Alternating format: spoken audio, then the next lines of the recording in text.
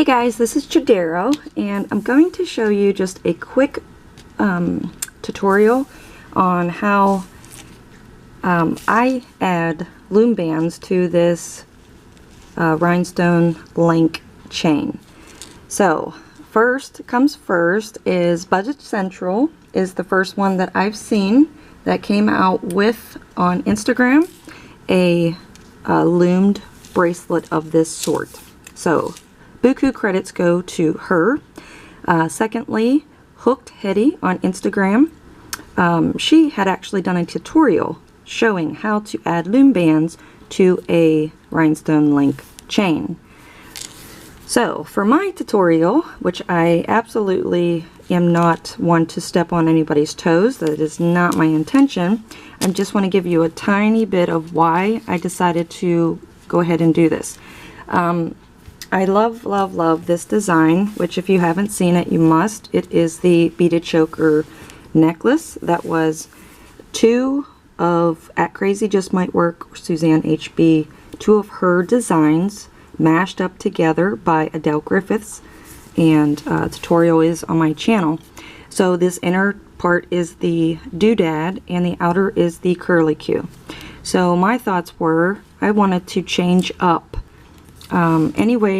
anything. That is what I love about Suzanne.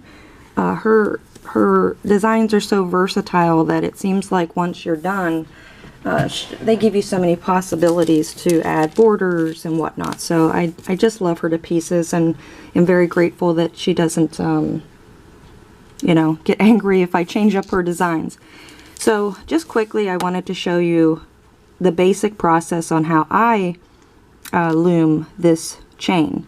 I do it the exact same way as I do my bangles. So if you've ever watched a bangle tutorial, my bangles are weaved in and out. So I place a band and loop it, place the bangle, place the band inside, loop it, and so it's a weaving process, which is different than the way that Hooked Hetty does her rhinestone link.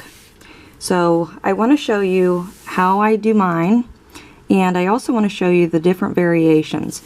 So my goal was to, at first what I did was I tried to put the doodad bracelet into this link, but I could not do a hook only with it.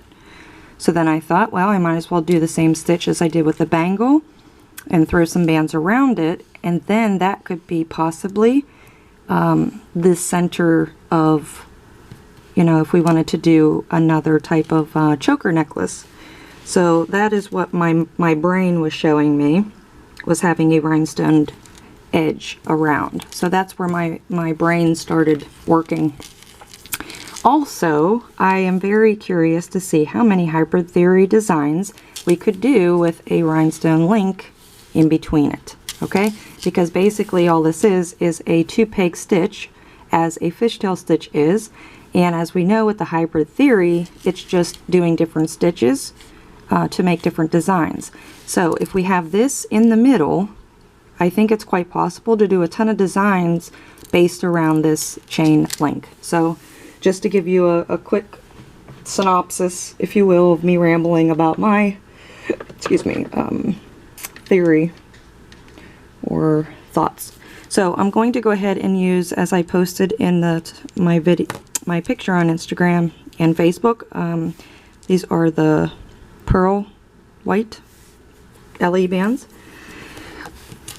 Okay, so I prefer to use these 2 pegs close together. I don't want to use 2 pegs that are further apart. If you choose to use your loom, instead of using 2 pegs at the end, just my preference, I like to use them on the sides. So just a personal preference, doesn't need to be done. It can also be done on 2 pencils or even your fingers. So I'm going to do a figure 8. You don't have to do a figure 8 because you can use the end of your chain link. So this is actually, I'm sorry, I keep rambling, but I just want to make sure that you guys have a good understanding on what you can and cannot do. This was actually purchased as is, okay? It wasn't purchased on a string. So it already has these 2 loops on the end. So all I need to do is add a clasp, okay? When I had my Bling for breast cancer, the wonderful, beautiful Adele Griffiths sent this to me as a present, along with all the other bracelets that she loomed for breast cancer that I gave out to cancer patients. With that being said, she has done a clasp end on both sides, which gives it the most clean look I've ever seen for a loom bracelet, like so. So she just bought the clasp, but you can buy it at any jewelry store or craft store, took her cap bands, opened up the clasp, and put them inside. Okay, that would be like a super fabulous way to close out this bracelet. This also comes on a spool. Okay, it'll be wrapped with a lot of it. It's a huge, long, never-ending chain, as you can see in Hope Hetty's tutorial. And she actually uses a fab idea. She takes fingernail clippers and clips. You know, she takes as long as the bracelet needs to be and then clips it. So in that case, you could use a cap band or whatnot there. All right, rambling number 50. So again, I'm just going to use my cap band, and I'm going to place 2 single straight bands across the top, and then I'm going to take that figure 8 and pull it up on over. Okay, so after that is done, that's when I'm going to take my chain. So typically, like this one has wiggle room, they're not tight. Okay, sometimes they'll come like this, where they're all bunched together, and then it has a little bit of like a elasticity to it, where you have to pull it apart. This one, oops, it stays apart with the link in between already visible. So when we place this, we want to have this facing towards us.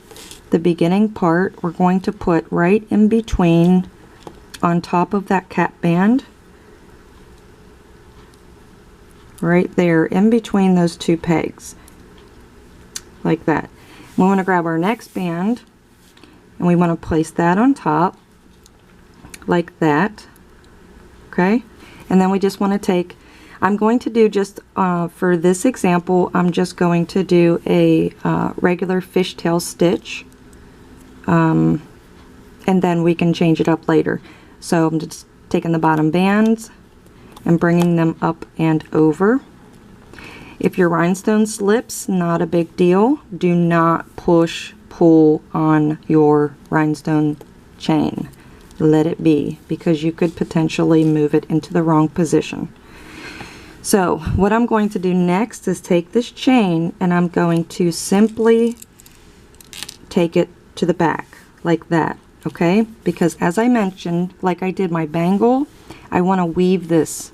I want to make it every other, where the chain is inside of those pegs. So on the second stitch, I want to place my band where my chain is not in the center. It's outside of the pegs. And then just simply do your fishtail stitch.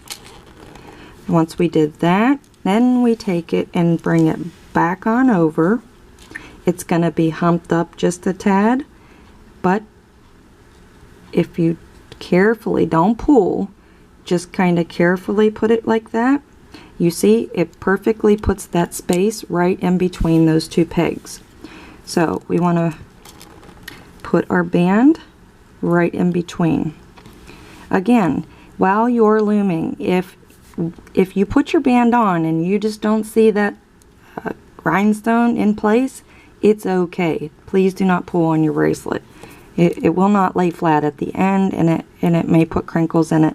And our goal is to allow it to be a flat bracelet. Okay, so I'm not pulling, I'm just looking. Now I'm going to take it, flip it back over. You can see it kind of humps up there. I'm just going to give it a little bit of tension so I can get it behind the 2 pegs and place my band. Okay, it doesn't have to be perfect or in line or anything of that. It just needs to be where this chain is on the outside of the pegs. I'm going to loop this over as so. Okay, now I'm going to bring it back over towards me, and you see that that chain in between, it kind of just stays right there. Let me push this down. Okay, so we want to put our band across and do our stitch. So it's so simple, easy, as long as you remember that you're weaving in, out, in, out. Okay, you're just taking your chain and doing as so. Okay, I'm going to do 2 more and then we're going to see what we've come up with.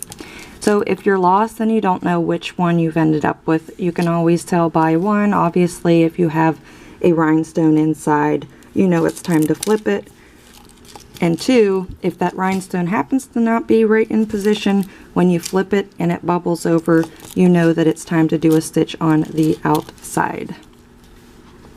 So again, I'm just pushing it back to clear my pegs and doing a regular stitch without the chain in the middle, like that. Bring it back on in, and it just pops it where the rhinestone is right there, and do a stitch on top of that rhinestone like that. Take it over and do another stitch like that. Again, bring it over.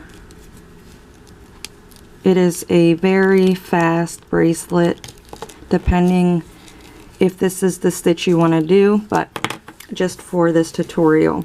So now we can take the end and just give it a little bit of a pull. Do not tug hard, okay? So we don't want to pull this bracelet to make these bands slip in between. If you do that, you have the potential of, depending on what type of band that you're using, to, you know, kind of pull these bracelets out of place where in the end you're going to have stretched out bands. Okay, to me the best option is to leave it scrunched up, because this isn't a growing, this isn't made out of elastic, so where it is where it's staying. Okay, pulling on it is not going to make it longer, as we typically do for any type of a growing bracelet. So actually bunching it up and making sure that the bands are evenly placed in between the rhinestones is your best bet. So as you can see that we do have a band going in between each one. We have our fishtail stitch on the back, and then we also have a raised stitch back here because we're doing every other peg. Okay, so it does give it a unique look, and if you can tell, it is laying completely flat. Okay, it's not going to curl up, it's going to be like that. So you guys go ahead and loom up the rest of your chain. I will do the same, and we will meet back here in a short moment. We are back with our almost finished chained rhinestones. Alright, so if you can see here on mine alone, it is very clean stitched. And there is one spot back here that it looks like I might have missed a stitch. I'm not sure. Actually, yes. I might have done like 2 on one side and not every other. But as for the most point, it is pretty clean. And the reason I'm trying to emphasize that is because the cleaner the stitch is, it will lay flat. And that's what our goal is. We want this to lay flat. We don't want it to curl up. We don't want it to bump up. We want it to be flat. Okay, so when I say if you did it correctly, that's why I say, you know, that's what I mean. If it's done correctly, it will lay flat. Okay, so I have just a tiny bit left. If you are using a chain like on a spool, you could just use the end of the spool and then have the rest of it on over here, and that way you can just cut off what you need, unless you already cut off enough for your wrist. So, all right, my next step here is to take this and add it. I cannot express enough to you. Do not look at this bracelet every time you do a stitch and yank, okay? Do not pull on it at all. It will automatically fall in between each link as you loom it, okay?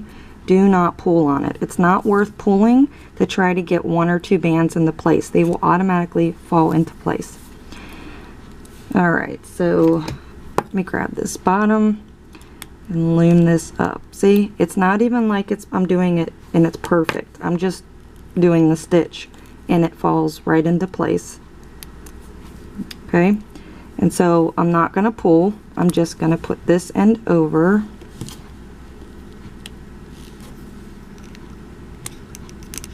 And do the stitch, and we have one more. And we stitch that over, and then you have the possibility to do the last one, or you can use your clasp and not use your cap band, but I'm gonna do this last one here.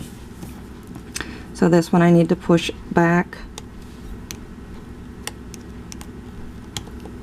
as so. Okay, so I have 2 bands on my loom, and I'm going to use those kind of like that, and then I can take out my 2 bands, or you can put your C-clip on then take them out. Okay, and so if I take my bracelet and I just go like this, okay, I'm bending it, you know, curling it, it threw every single one on the end into place, all the bands, okay? And there you have it. There is your finished rhinestone link bracelet. I call this the Strass bracelet, only for the fact that Strass is Italian for rhinestone, and there's a story behind that name. But like I said, you see it's completely flat. It is 100% fabulous to wear. I'm going to throw a C-clip in here, and then I will let it be up to you guys on how you want to close this up. You can obviously close it up as you normally would with a C-clip, or you could wrap your bands around like that and then grab a jewelry clasp and put that in there, which gives it the exact same appearance on the bands, and that would be the way that you would hook it, with a clasp. Or you can simply just take your last 2 bands and add